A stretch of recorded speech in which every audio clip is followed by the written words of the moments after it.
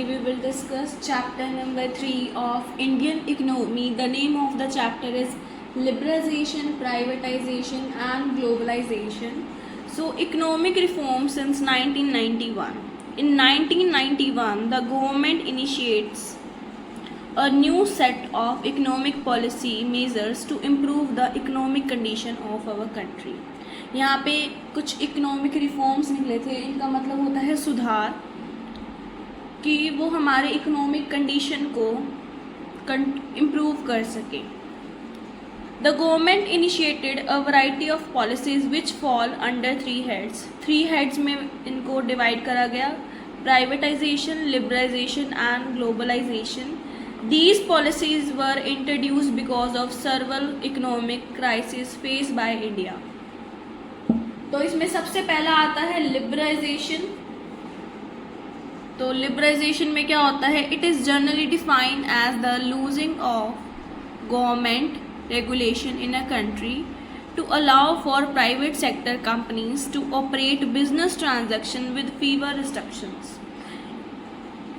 In relation to developing countries, this term also refers to opening of economic border for multinationals and foreign investment in the economic activities of the country. क्या क्या features हैं liberalisation के? So number 1 is to increase competition among domestic industries. Competition increase करना. To increase foreign capital formation. Foreign capital को increase करना और technology को improve करना.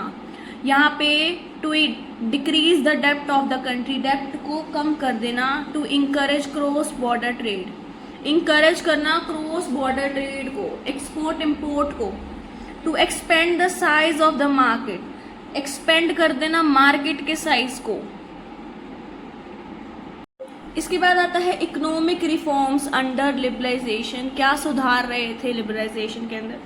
तो सबसे पहला आता है इंडस्ट्रियल सेक्टर्स रिफॉर्म. सबसे पहला है abolition of industrial licensing, contraction of public sector, diversion of production areas. फिर आता है फाइनेंशियल सेक्टर्स रिफॉर्म, जिसमें 2 आ जाएंगे: competition from new private sector banks, change in role of RBI. RBI का रोल जो था वो चेंज कर दिया था. फिर आता है फिस्कल या फिर tax reforms, moderate and simplified tax structure. Simple कर दिया था और मॉडरेट कर दिया था टैक्स स्ट्रक्चर को.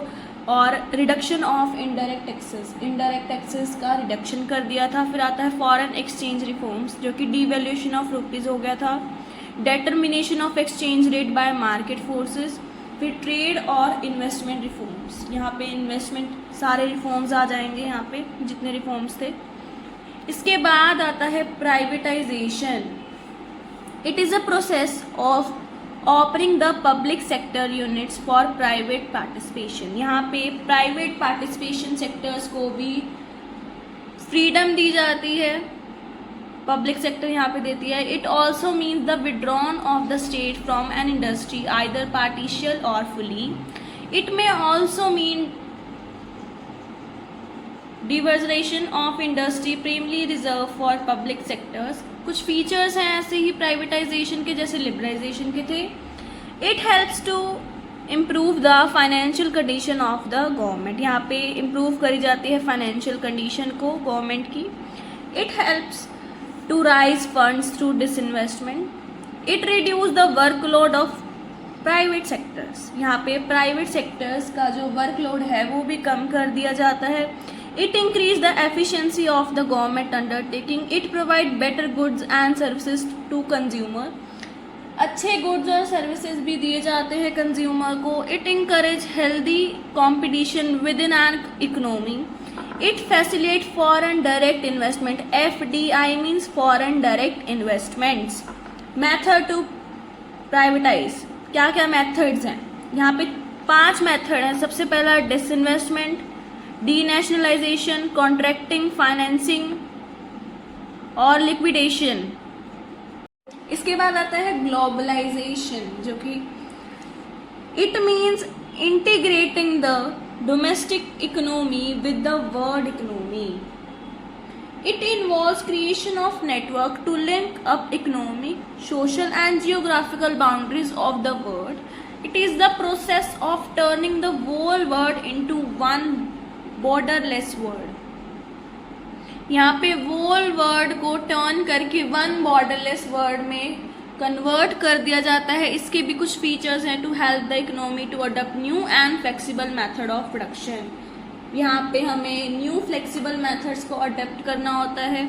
To increase the flow of foreign capital into the country, to improve the quality of goods produce in the economy. यहाँ पे quality of goods and services भी इंक्रीज होगा, इम्प्रूव होगा. To improve the working of the bank and the foreign sector, to accelerate the rate of human development in the country, to enhance global integration and create a new world order which encourage free trade between nations. Steps taken by the government to promote globalization. क्या steps थे government के कि globalisation को promote किया जा सके? तो यहाँ पे कुछ 5 स्टेप्स हैं.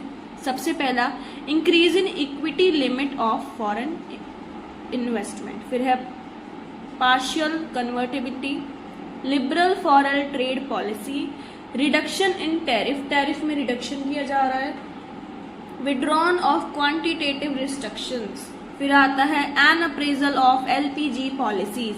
एलपीजी मतलब एल से लिबरलाइजेशन, पी से प्राइवेटाइजेशन, जी से globalisation. LPG policies have both positive and negative effect on the economic of India. तो यहाँ पे पॉजिटिव इफेक्ट भी पड़ा है और नेगेटिव इम्पैक्ट भी पड़ा है इंडिया में इन इकोनॉमी का. सो सबसे पहले positive effect of LPG policies देख लेते हैं, इसके बाद हम कुछ नेगेटिव इफेक्ट भी देखेंगे. सबसे पहले हम पॉजिटिव इफेक्ट देखते हैं.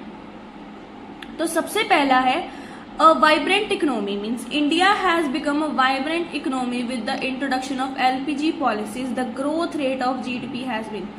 तो यहाँ पे एलपीजी पॉलिसीज आने के बाद जो जीडीपी का ग्रोथ रेट है वो 8% इंक्रीज हो जाता है. 8% इंक्रीज होता है. So this is the private effect, positive effect ना. A stimulate to industrial production means these policies have stimulated the process of industrial production leading to increase productivity. इसके बाद आता है यहाँ पे a check on fiscal deficit. A fiscal deficit which was a higher as 8.5% of GDP has now came down to 5%. जो कि बढ़ा हुआ था 8.5% से वो अब कम होके 5% हो गया है. यहाँ पे आता है check on inflation. The rate of inflation is now at 4 to 5 minimum per annum % which is not cause for concern. फिर आता है consumer over 90.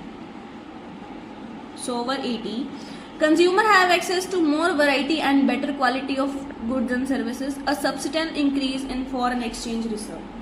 Foreign exchange reserve have risen from about US 6 million in 1990 to 1991 to about USA 30. Flow of private foreign investment. Private foreign investment has increased considerably with the introduction of LPG policies, both in the form of FDI means foreign direct investment and portfolio investment. Next is recognition of India as an emerging economic power. India is now considerable as an emerging economic power. India economic ranking has also improved. जो India की economic ranking है वो भी यहाँ पे improve हो गई है. A shift from monopoly market to competitive market. Monopoly market से competitive market बन सकी है. Means India markets are now becoming more competitive in nature. Next are negative effect of LPG policies. So number 1, neglect of agriculture. There has been a decline in agriculture growth rate. This decline is the root of cause of the problem of rural distress that reached crisis in some parts of the country. Next is uneven growth in industrial sector. Industrial sector registered uneven growth during this period. Cheaper importers have decreases the demand for domestic industrial goods. Next is less employment opportunities. Through the GDP growth has increased in the reform period, yet this growth has not generated sufficient employment opportunities in the country. Next is failure of disinvestment policy. The disinvestment policies initiated by the government was not successful. यहाँ पे जो government ने disinvestment policy initiate करी थी वो successful नहीं हो पाई है. फिर आता है failure of fiscal policies. The reforms introduced in fiscal policies have also been not able to yield desired result. कुछ अच्छा रिजल्ट नहीं आया था. Tax revolution is still high. Tax की चोरी होना बहुत ज़्यादा हाई हो गया था. इसके बाद आता है concentration of growth process. Growth has been concentrated only in selected area in the service sector such as telecommunication, IT, finance, entertainment, travel and hospitality service, etc. rather than virtual sectors such as agriculture and industry. Next is demonetization. Notebandi. India faced its first demonetization in 1946,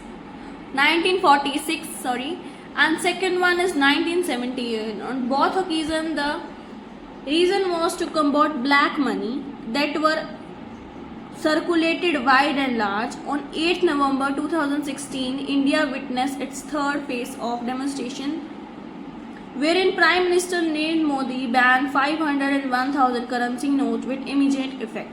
With banning of 500 and 1,000 notes, the country moved one step toward digitalization in the age where almost every person uses a smartphone or mobile phone.